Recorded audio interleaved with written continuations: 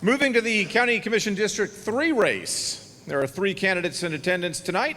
We will start with Ryan Adkins, Republican candidate for County Commission District 3.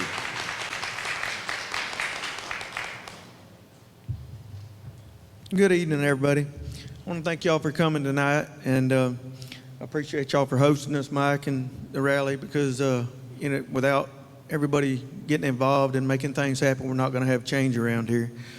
But planning, everybody's been talking about planning, and I've been planning since I was a young fella. I grew up here, and all I wanted to do was retire.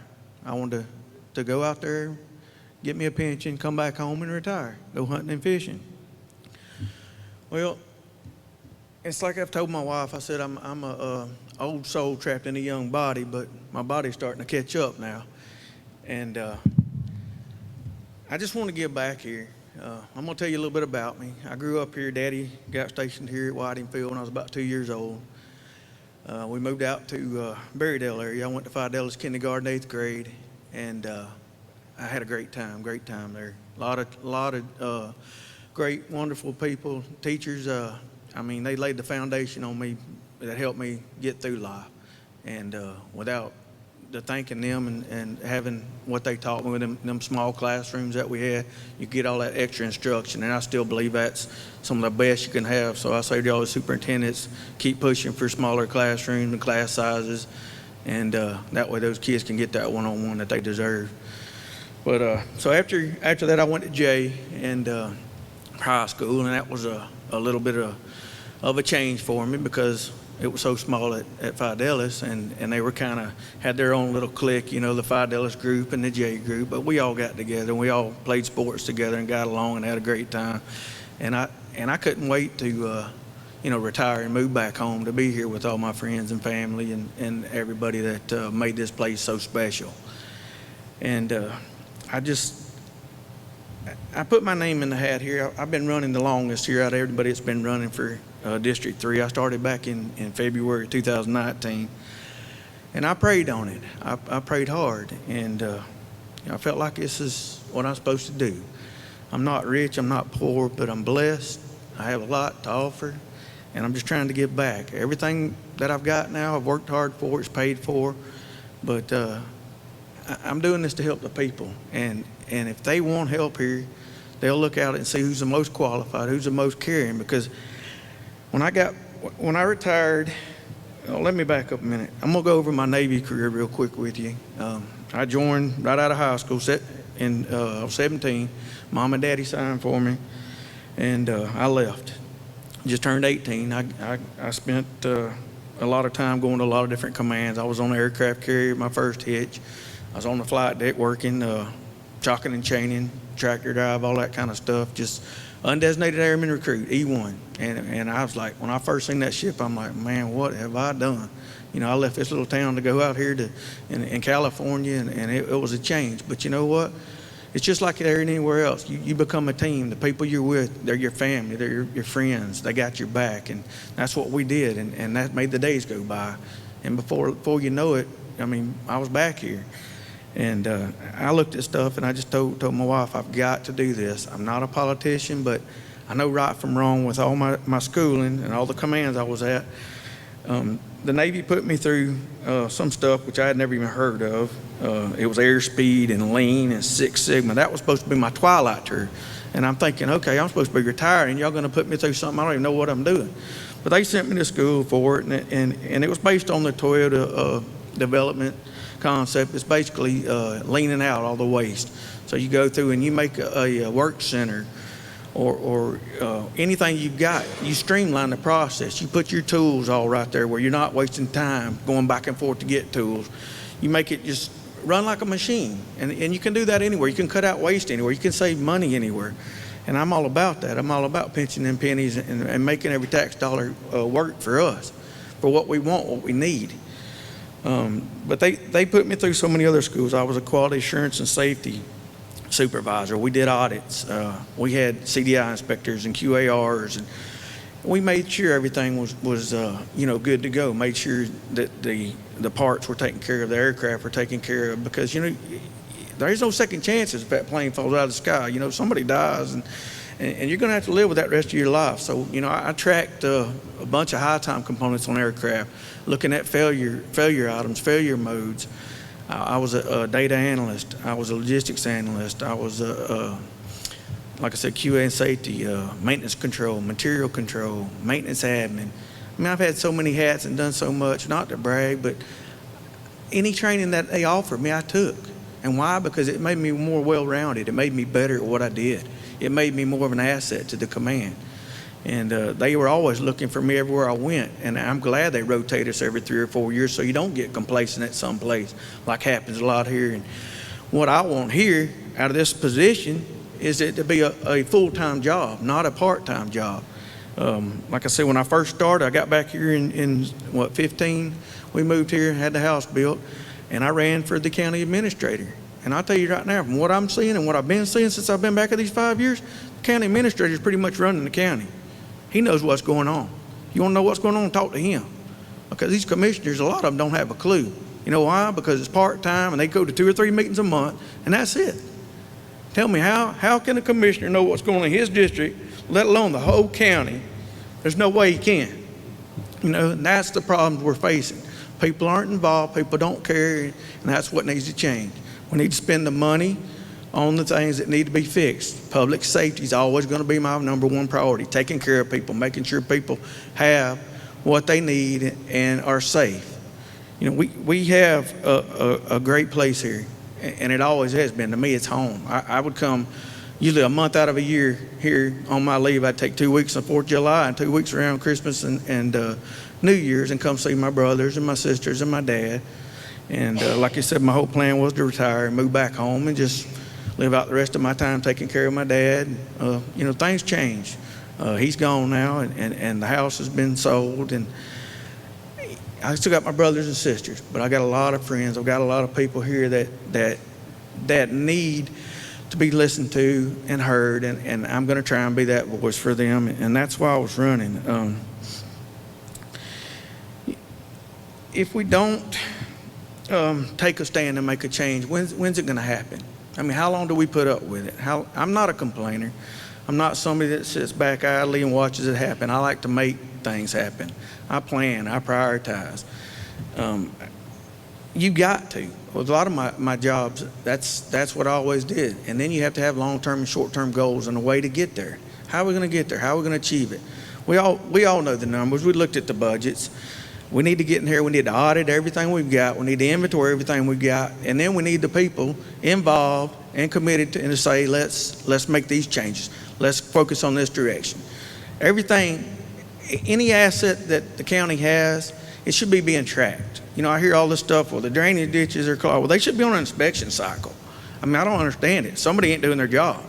You know, it's cut and dry, and people need to make sure they're going around doing it. Me, if I get in there, I'm not going to be sitting there 7 days a week in that office, but I'm going to be out and about. You know, I'll definitely be there 5 days a week, but during those 40, 50, 60 hours a week that I got to put in, I'm going to be going out to the 23 departments that we have. I'm going to be riding around, and I'm going to be talking with people. People need to let me know what's going on. I don't know everything. I don't drive everywhere. I don't see everything, and you got to have input. You don't have to be always negative. It can be positive too, but we've got to work together. We've got to unite, and that's the biggest thing. When I started this, because a lot of people said, well, you're crazy. What are you doing this for? You're retired. You can, do what you want. I said, this is home. This is the people that I care about. We've got to give back. We've got to fight for what's right. And when I prayed on this, and people know me that I'm usually a pretty serious person most of the time, but I do like to have a little fun every now and then. But I was told by the Lord, and he said, unite. He said, unite. Now, y'all figure out what that means, because I keep praying on it, but he's saying unite. So if it's unite the county, if it's unite the county, the school board with the commissioners, whatever, I don't know, but it says unite. And it says work with the people, for the people, and make this place better. We can do it. But we've got to get more people involved, and we got to get focused and have plans and a way to achieve that. And I'm all about that. And our infrastructure's got to get fixed. Just like the little fellow that was sitting here a minute ago, I guess he left, but I swam there too. I remember swimming at Pond Creek. And it saddens me. Every time I see that, I see our flag being burned, it saddens me, it hurts me. Because there's a lot of people that died for these rights that we have. and a lot of things that are being taken away and we take for granted.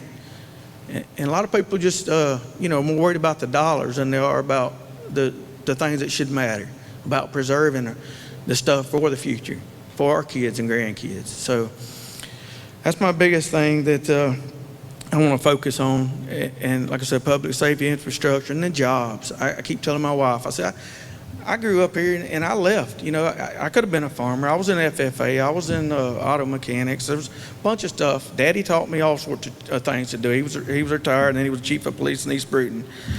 And I actually was going to be a police officer in Jacksonville, and I went through all that after I retired.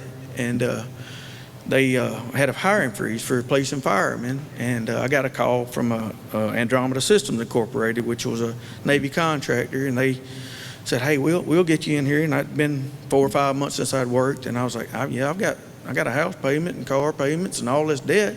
Wife's starting to teach school, and I definitely need something. So I started that, and I got a call a couple months later after I'd signed on with them for a couple of years, and saying, "Hey, yeah, we're ready for your interview," after I'd done went through all the other stuff. And I said, "Hey, I think the Lord wants me to do something different." But I know my wife definitely didn't want me being a police officer.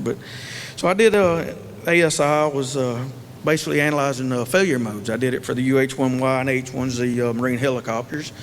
And we were subcontracted by Bell. And it was fun. But I was sitting in a cubicle, 10-hour days, 5 days a week, or 4 days a week, I'm sorry. And pay was good, $26 an hour. But I told my wife, I said, "I've got to go do something else." I said, I'm just sitting here. I said, I can do more, I can help more, I can be more. And so I went back to school. I went there and finished up my AA and with FSCJ, or Florida State College of Jacksonville. And then I ended up going on with Columbia College there at the Navy campus and out in town, and I got my BA in Business Administration. And after that, we had some hard times there to go down it. My wife's mom passed away, and we had to get her house sold in California. And then I had my our house to get sold when we moved back here to have one built. And then my stepmom's passed away up here in Veridale, and I had to get the old homestead fixed up because I was the only one that was retired that was able to do that because everybody else seemed to be working or busy. So I did that for a while. Now I'm my youngest just graduated. Get back to family. I got 4 sons. Lord blessed me with 4 sons. My oldest is special needs. He's 29 years old. I call him RJ. It's Ryan Jr. Then I got Jeremy. He's in the Navy. Boatswain's mate. Been in for, I believe it's 7 years now. He's a 2nd class. He's stationed in Jacksonville in Mayport. Timothy. He's in the Army. Been in, I think he said 4 or 5 years now. I always get it mixed up. They tell me I think I'm losing it with that stuff, but trying to keep up with them and the grandkids and everything else. But he's stationed in Georgia at Fort Stewart, and he's actually deployed right now. So he should be back shortly. And my youngest Christian graduated the previous year at J. And so, like I said, I've got nothing holding me back. Wife's still teaching special needs at East Milton Elementary. Sister's teaching. Brother just retired from animal control a couple years back. But like I said, I'm in it to help the people. The money thing, we can do away with that. As far as I'm concerned, we can split it. I mean, that $60,000, $70,000 a year. If you're doing part-time job, you should be getting part-time work. So that's the way I look at it. I'm definitely big on term limits. Like I said, people get complacent. They're going to do all they're going to do probably in a couple of terms. After that, they're riding it out. They're riding that wave all the way to the bank. So anyway, not in it for the money, in it for the other reasons about, like you said, taking care of the people, making sure they've got what they want to live here, be here, and make this place the best it can be and will be for our grandkids and great-grandkids. And that's all I've been in it for from the beginning. I've had a lot of other people, jump in the race after me, and they've been fighting for a long time and all. But like I said, I'm strictly for the people, not about complaining, not about anything else other than making things right here. And like the watchdog thing that I've heard a bunch by Mr. Cooey, I appreciate all you've done here. And I've been the watchdog now for our country for a long time, and I'm back home ready to take over the lead to fix this place again, and that's why the Lord's got me in this position. And I'll keep fighting until tooth or nail until I do get in there to make this place the way it needs to be.